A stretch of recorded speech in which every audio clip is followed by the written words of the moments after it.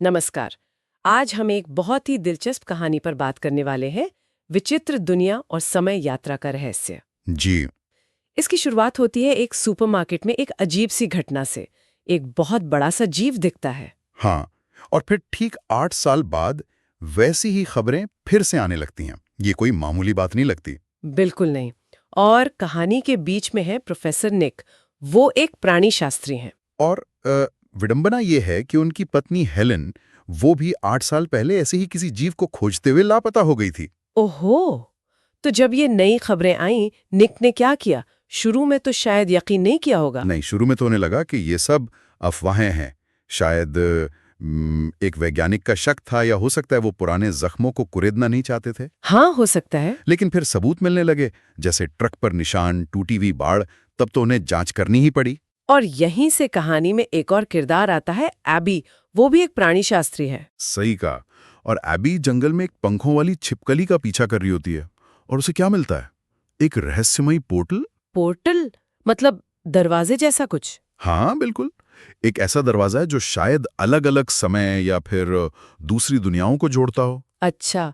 और सिर्फ एबी को ही नहीं, निक और उनकी टीम को भी ऐसा ही पोर्टल मिलता है। जी। और यहीं से कहानी का दायरा एकदम से बढ़ जाता है। तो इन पोर्टल से क्या हो रहा था? इनसे बहुत कुछ अजीब हो रहा था। मतलब सिर्फ अनोखे जीव नहीं, बल्कि डायनासोर, जिन्हें वो रेक्स कहते हैं, फिर विशाल मकड़ियां, बड़े बड़े कनखजूरे, बाप रे। और यहाँ तक कि डोडो जैसे विलुप्त पक्षी भी हमारी दुनिया में आ रहे थे। डोडो? वो तो कब के खत्म हो गए। हाँ, पर इन पोर्टल्स की वजह से वो वापस आ गए। और ये सिर्फ देखने में अजीब नहीं थे, ये खतरनाक भी थे। लोगों पर हमले हो रहे थे। जैसे वो बेन नाम का बच्चा था, और एक तैराक भी था शायद। हाँ, और टीम का एक सदस्य स्टीफन, उसे भी एक विशाल कनखजूरे ने काट लिया था। मतलब ये सिर्फ जिज्ञासा की बात नहीं रह गई थी, ये सीधा खतरा बन गया था। लेकिन निक के लिए इन पोर्टल्स का मतलब सिर्फ खतरा तो नहीं होगा, शायद कोई उम्मीद भी। बिल्कुल। उन्हें लगा कि शायद इन्हीं पोर्टल्स के जरिए वो हेलन को ढूंढ पाएंगे, या शायद समय में आगे पीछे जा सकेंगे। और उन्हें कुछ मिला भी था शायद, मानव अवशेष। हाँ, जब वो एक पोर्टल के अंदर गए तो उन्हें मानव अवशेष मिले। इससे हेलन को खोजने का उनका जो इरादा था वो और पक्का हो गया। और स्टीफन का क्या हुआ? उसे कनखजूरे के काटने के बाद कुछ देखा था? हेलन? हाँ, उसे हेलन का एक अजीब सा ख्याल आया, एक झलक दिखी। ये बहुत अजीब था। क्या हेलन इन सब घटनाओं से किसी तरह जुड़ी हुई है? ये सवाल खड़ा हो गया। और फिर निक हेलन को ढूंढ भी लेते हैं ना? हाँ, आखिरकार वो हेलन तक पहुंच जाते हैं, लेकिन कहानी फिर घूम जाती है। हेलन वापस आने से मना कर देती है। मना कर देती है? क्यों? लगता है जैसे उसने उस दूसरी दुनिया को अपना लिया है। बाद में जब वो पकड़ी जाती है तो वो एक सौदा करती है, अगले पोर्टल की जगह बताने का सौदा। अच्छा। और यहीं से कहानी एक और मोड़ लेती है, भविष्य वाले शिकारी। बिल्कुल।